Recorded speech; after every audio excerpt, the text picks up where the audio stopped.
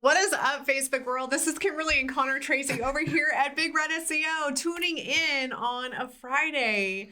Hello, world. So I gotta move more. You gotta move more that way. I'm where I'm supposed to be. I know, that's what I tried to tell you earlier. Y'all, if you guys could see what happens in the background while we try and get this video set up every single week, it's kind of cute because it's not always the same thing that goes wrong. So it's like what do you call it? Smorgasbord, and you shake it up, and it's okay. So I need to go this way. Yeah. Oh, look, we even got a viewfinder inactive. Here. I don't know what that means, but we'll put that up there. Okay, entertain yourselves. I'll go this way, and my booty's halfway off the chair, so y'all know, right? But you get to come in close for cuddles. It's a little bit better, and we're matchy. Hey, thanks for everybody for tuning in. Okay, so today we are going to talk about WordPress plugins, right?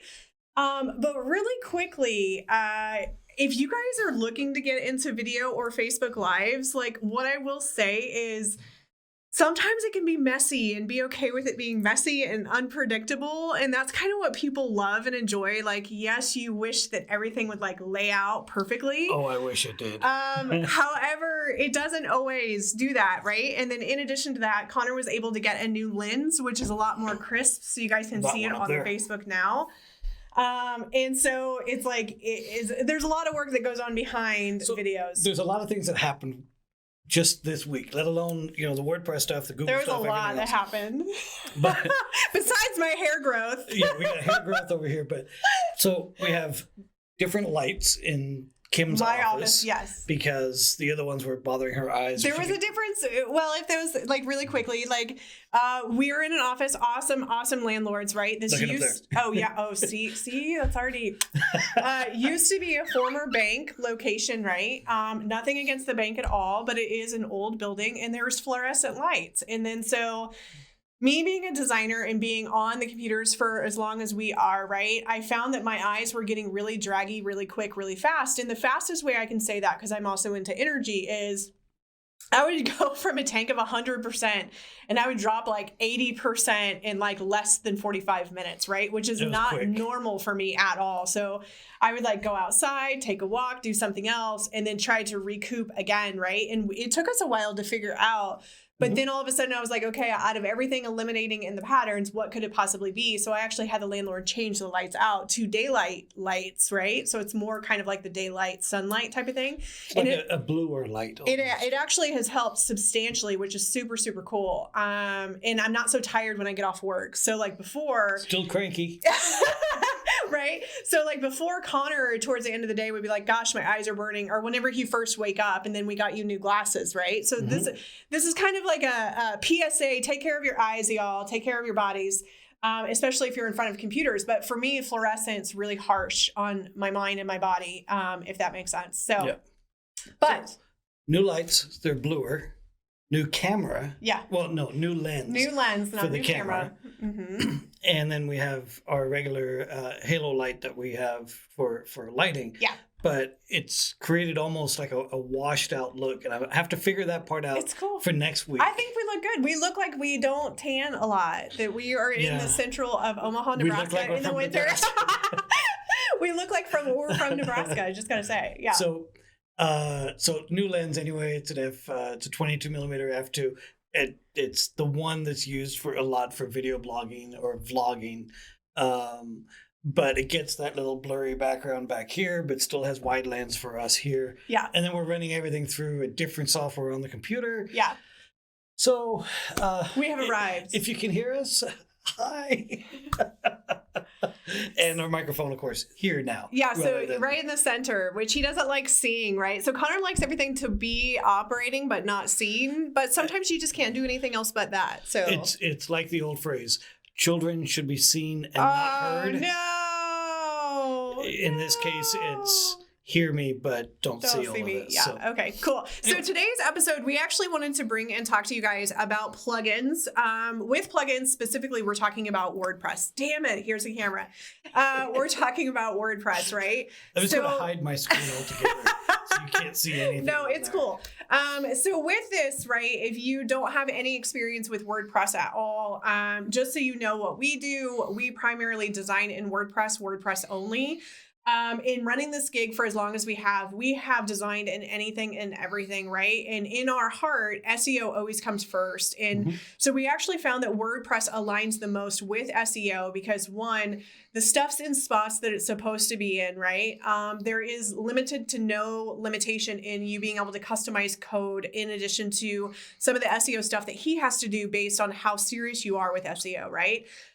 In addition to that, like WordPress plays really well with different plugins and developers. So you can do multiple different features and functionalities within a website. So you're not just limited to a box to say, okay, your website only does this and you can only put pictures in these areas. Right.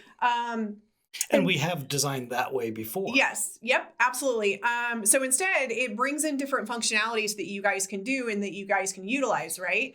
The key area, which we're going to jump into the plugins here in a bit, is it's really important to make sure that you look through and figure out what is the plugin, what does it do, and then if you test a plugin and then you're like, oh, yeah, that doesn't really work, and you go find another one, you need to make sure you come back through and clean house and remove that old plugin that you deactivated or decide doesn't work.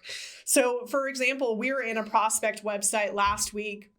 And they literally had 4 plugins inside their website that do the exact same thing, but they were by all different developers, right? They were trying to figure out what works within their site.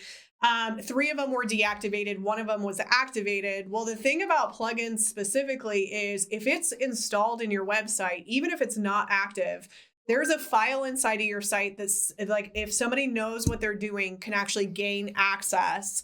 And then that's the nonchalant word to say that you can actually have a plugin exploited, right? So Connor's going to dive into the technical areas. But to set this up, what we want to do is briefly dive into what is a plugin in Connor's world. I just explained it in layman's terms, right? But then in addition to why is it important? Why is it important to keep them up to date? And what happens if you don't? And then how do you recover if they if they're not updated and something happens? And we get those calls. And they're, guys, I cannot stress enough, they're sad calls that we get from prospects because 1, they didn't know, or 2, they just decided not to do it. So in theory, it's like leaving your back door of your house open for years on time. And then slowly but surely, all of a sudden somebody walks through that back door and you're like, oops, why are you here? Right. Right. And even from that end, so I'll take from there, with regards to making updates on your website, it, as you said, kind of like the back door. I liken it more to locking the windows in your house. Yeah. Most times, if you just close the window over, 9 times out of 10, you won't have an issue. Right. You know, it could be years. Nobody's ever going to test to see, well, does this window actually open up? Right. Usually. But it's that one time when it's open and now your insurance stuff doesn't cover because you didn't take your own responsibility to actually enforce a lock or whatever happens to be. Right. So within the website, plugins. So we'll start at that point. WordPress itself is the core software, the core driver of everything. Think of that like Windows, your operating system. Okay. Then for everything that you want, it becomes a plugin. So Windows itself, sure, that's your operating system. You want Excel, then you go download that software and you put that in. You want Candy Crush on your phone like I do? I'm at level 4,000, guys. So don't bug me. He gets serious about his Candy Crush, guys. If we're in the living room and I say something to him, he's like, you can't talk until I'm done. Yeah. So if you think of plugins as programs, instead of WordPress saying here's everything in the kitchen sink, it's saying, you know, here are add-ons that you can do. Yeah. Okay. Now we've worked with most websites that usually will have anywhere between 3 and 10 plugins, maybe. And we have worked with some bigger ones where they'll have 40 plugins in the background. It's a lot. It's overkill. You know, they might have 3 or 4 different sliders. So the problem that happens, you know, and you had mentioned, you know, installing a plugin but not having it active. Yeah. The fact that it's not active, that just means that WordPress isn't using it. But the files, they're already on the website. They're uploaded in the background. Yeah. And if I log in to exploit one of those files exist, so therefore I can exploit it. Right. Now, there's hooks or parts of it that tie into WordPress that you can't exploit it unless it's working in WordPress. But again, if you have access through the file itself, you might be able to turn on that feature in WordPress, and now you've got access to everything, Right. the whole system admin and so forth. So keeping your plugins updated is paramount. Okay. But only installing the plugins that are necessary is kind of one of the big steps I would encourage you to look at. Right. We have worked with websites where they'll have 3 or 4 sliders. You generally don't need 3 or 4 sliders. The problem is they all load the same jQuery file. jQuery is a JavaScript file basically that has all the different features. So it would have like the accordion, it would have the slides, it would have sticky menus. I mean, it's got a whole gamut of things. Yeah, and just to clarify by sliders, guys, he's not saying that when you're on your website, then you have 3 images that rotate on your homepage. That's not what he's talking about on sliders, right? That it is technically called a slider, right? But what he's saying is if you go and you install like Revolution slider, and then you're like, oh, that doesn't lay out the way I want it, or it's not doing the cool stuff that I want. So then you go and find another plugin that's a slider, like right? And then you're like, oh yeah, that's kind of cool, but what else do they have? Because I've already installed 2 and I don't really like any of those. So let's do another one. Smart and then you slider. install a third one, right? And then so what happens is all of these are actually inside your site, even if they're deactivated. There's no reason to have them. Like if you decide you don't want one thing, just remove it safely, uninstall it safely. And then if you decide you want it back, reinstall it again, right? And from that end, I mean, if you do pick one of the sliding softwares, use just that one. Don't install a second one to do Correct. a different feature on a different page. If you need that, you probably need to buy the pro version and just be done with it. Yeah. Yeah, and I will say, like, sometimes guys, like when it comes to plugins, especially sliders specifically, it is well worth the paying extra for the professional, if that makes sense. Yeah, there's a lot of plugins out there that are free and they do really, really awesome things. But when you go the pro level, some of the sticky, glitchy things kind of go away, if that makes sense. And the developers, in some cases, if you are able to talk tech, sometimes the developers actually will welcome your feedback and they'll actually edit based on what your recommendation is. You have tons of conversations with developers plugin wise. So if a client comes to us and say, hey, I want to do this thing, he'll go out and he'll research multiple plugins, find the cream of the crop, and then he'll go to talk to the developers and be like, hey, can you add this thing in? And I can't say how many times like that. They've been very open to that, right? Because they only know so much within what their end users are doing. Right. And both from the adding features in or optimizing code. If you split it going a different way, then it might run a little bit faster. So the development community within WordPress or Joomla or Drupal or any of those, generally developers are pretty good about accepting the feedback and implementing. Right. If it's a quick fix, they just implement it. No big deal. Right. If it's something they have to think about, maybe it's a paid feature. Correct. We use Elementor quite a bit now for building websites. And then they have the Elementor Pro version. And we love Elementor. Honestly, I would never go back to building a website in Elementor without having the Pro version. Yeah. The Pro just lets you do so much more. So much. But anyway, so and that's another plugin within the website. So you keep adding in all those plugins and it can start to slow down your website. It leaves the back doors open. But primarily the reason that some of this came up this week more than anything is that there's been 3 or 4 major exploits released in the last week. Right. Okay. So one of the ones, and we used to use this years ago, we no longer do, but we used to, is called Duplicator. And that was on WordPress. Any version less than 1.3.28, any version less than that is exploitable. And what it was for, what it is, it duplicates a page or duplicates a post. So it's easy just to build additional pages that look the same. Okay.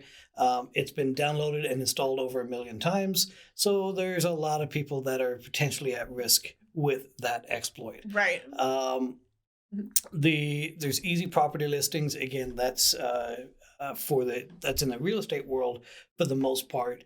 WP Central, and this is a big one for designers. So WP-Central, what that does, a lot of designers, and we do too in a different software, where we'll store the username and password of clients' accounts. Right. And then using a tool, you can then log into those accounts with a click of a button. So the passwords are encrypted in the background and stuff like that. Well, WP Central, they have an exploit within their software. It was something like 32,000 installs, but it's version 1.5.1 and less basically allows anybody to log into anybody's WordPress site. So if we designed a site for somebody and we didn't update the software, don't say then that potentially would open up the door or so forth. And we have seen that in the past with different places. So yeah, it's one of their main reasons, like whenever we build website designs, right? So we recommend doing our plugin management. We actually just launched it in 2020, right? Before we used to do plugins as was necessary. If it's a high security and you're in our posse and our tribe and we've built a design for you or we've done work, you know that we always reach out whenever it's really, really a serious plugin and we make sure that you guys get handled and taken care of. But with a specific area, guys, it's really important to make sure that you invest in a plan and keep those updated. And then depending on how custom your site is. So if you have a very simplistic site, and by simplistic, I don't mean what your definition of simplistic is. What I mean to track this out is if a designer has custom coded a design for you and it's simple for you to edit, that does not mean your site is a simple site, right? But if you opt to want to do plugins yourself, make sure that you make a full entire backup of your website, then go through one plugin at a time and update each plugin, make another backup, each plugin, make another backup, and constantly test, right? That's what we do on our development server to make sure that there's not a conflict. We can't tell you how many times we've gotten a call from a client that, bless their little heart, they just went in and updated everything and their entire site was gone. So the thought process is the reason why this happens is there's potentially a conflict with the custom code that's inside there versus something else. Or then what happens is they'll go in and they'll start clicking into places that they're not supposed to be. And we actually had one client that wiped their entire website and everything was gone. So we recommend that if you are going to update your plugins, make a backup, do them one by one, make a backup, and keep those old backups until you've verified everything's done.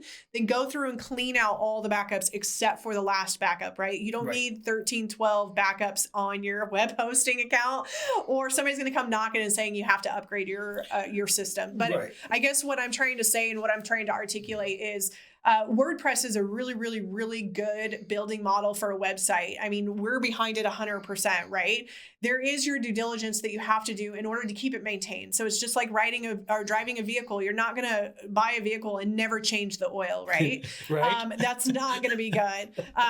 So that we wanted to bring this, especially to the fact that there's a lot more information coming out of specific ones getting exploited or access being able to have bad things happen. This is preventable, right? Like this is 100% preventable by you as a business owner or you as a technical person. You can reach out to resources like us. You can find other resources or you can do it yourself. Yep. Certainly making the backup is a key. The other thing that, from my own professional end of things, when I do updates or testing of plugins, I don't do it on the live site. Correct. I do it on either a staging site. A lot of hosting companies now will actually offer a staging environment. Right. Where it'll copy the full version of your website into a staging environment, let you run through all of the updates. Right. If everything works, then you can click another button and push it all back into the live environment. Yep. So I either use that method or I have my own development server. So I'll take a full copy of a website and then do my updates over there. It is an extra step. It is time consuming to do that.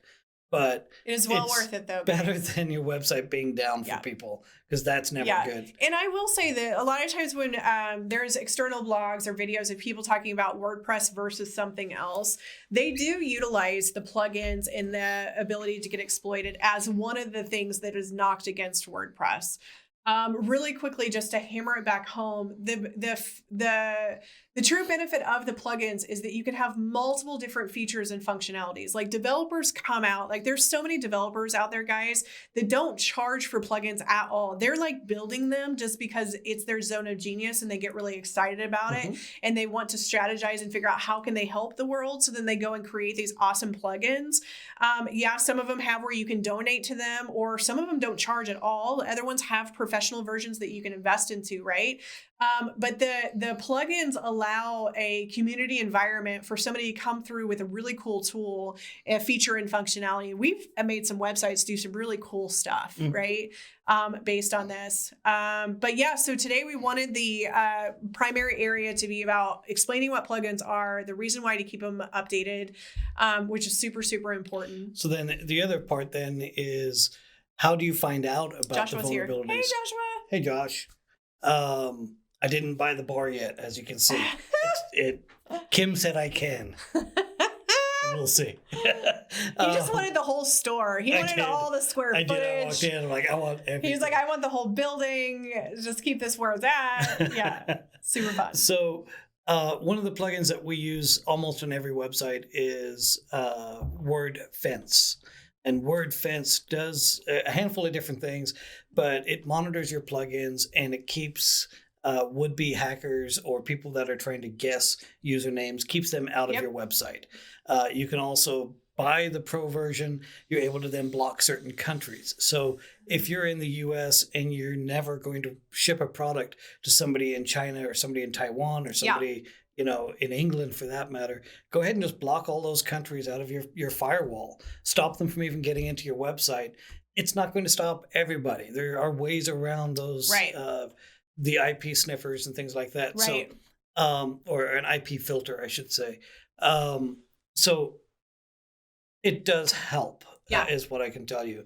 And then one of the neat features in WordFence is that they maintain a database of plugins. They get notified when plugins are exploited or potentially exploited, and they send out either emails to people if it's a big one where it's getting, like Duplicator with 1 million websites. Yeah.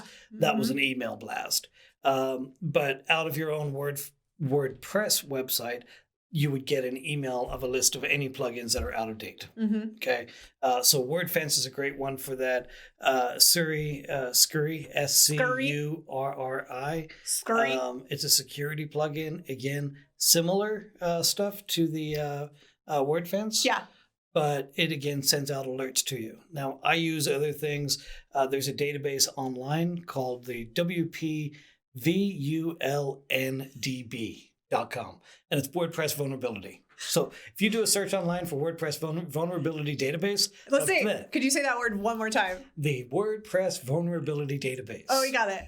You got it that way. He got it that time. If you do a search online for that, you will find a list of any plugins known that may have an exploit, may have a hack available, things like that. Now, I'm in Black Hat forums and hacker forums and things like that to also monitor what else might be going on. So sometimes I get a heads up before it's actually in the database. He gets a lot of the stuff that we don't know about, guys. And he doesn't tell me, right? Yeah. Because I'm over here like, oh, everybody loves everybody. Can everybody just get along? And then he's over in the world of, we're going to destroy everything. So pretty much. It's pretty interesting. And they do. Pretty interesting. So definitely that database, as I said, WordFence, they have their database, go in there. I have software that spiders a website every night, and I get all my information for any of our clients to find out what versions they're using and if any of those have issues. And if they do, as you said, we notify them and let them know. And if you guys are very, maybe you're entry level in WordPress website design or just website design in general, one thing that you had a lot of people do at the very beginning, because we realized sometimes people are not going to want to get into softwares and maintenancing and all that jazz, right? You can do a Google Doc file with an Excel form, and you can actually just list all the plugins that you've installed in your website and then just put the date that you installed them, right? Don't even need the date. Right. So the reason why the date helps, y'all, is say that you can't jog your memory of when you did it. So was trying to figure out when he installed a plugin not that long ago. Putting the date in kind of just helps give you a marker of it's not necessary for you to be able to do anything, but at least have a list of the plugins. Especially if you have multiple people inside your website. So if you have somebody that does content importing, or you have somebody that does SEO or website design for you, just have a list of the original plugins that you installed. And then it's always best practice to have them run by you before they actually install. Now, we realize that you guys probably are not going to know to say yes or to say no to plugins, right? But they can provide you a list of what they're looking to install and why, and then you can actually add that to the Excel file as well, right? So if you use Google Docs, like you were mentioning, and what I used to use years ago, if you right-click on the field and click Show History, it'll show any changes within the history to that date. So I used to have, let's say, duplicator, and I'd have the different version numbers. And then when I'd come in 3 weeks later and I'd type in another version number, I could right-click Show History for that field, and I'd be able to see all the past dates and So y'all, he just spoke advanced Google Docs. So advanced Google Docs, you can do it his way, y'all. This is when the Southern comes out. However, if you want to keep it super simple, just Excel file, name of the plugin, the date that you installed it, and then you're good to go. So again, you're just keeping a list. So here's the reason why, worst case scenario, you want to have a list in an Excel file or a Google Docs, somewhere where you can have it. Say your website goes down and say that you have to reinstate a backup from the website. And for whatever reason, plugins don't get transferred in, you have a list to know where to start. Or if you have to redesign your entire website again, you have a list to know where to start with plugins to get your website back to the feature and functionality that it was. And then going off of that, if your website does get hacked, do not go in and start deleting files. So, and here's the thing, guys. It feels like this is going really scary. And I'm sorry, because that's not the intent, right?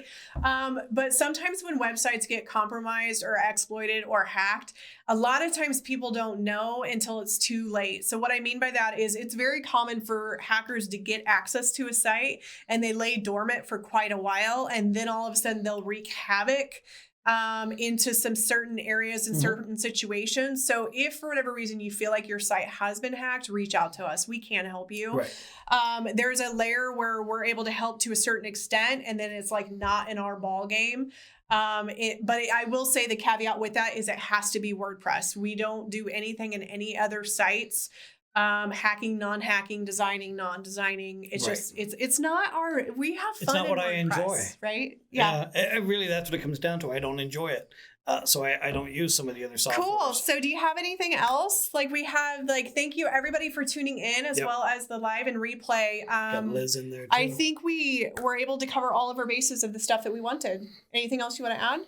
Any final notes of wisdom for our peeps? In determining what plugin to put into your website and whether a plugin is good or not, just go to the WordPress plugin repository. It's a repository, not depository. Different discussion for a different time.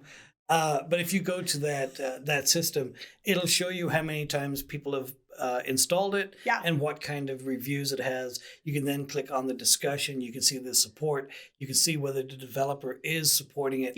Have people been putting in questions that have been unanswered for the past 3 months? And if so, don't install that plugin. The other part too is there, in most cases, there's screenshots too that show you the feature and functionality before you even install it. Right. So when I'm looking at determining which one to which, that's one of the things I do. So I think we're out. All right, guys. Thank you so much for tuning in. We will see you next week.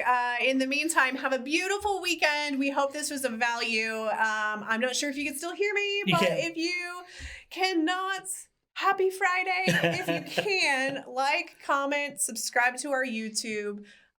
Come join us as part of our tribe and follow us. Chat soon. Bye. Bye, guys. Bye now.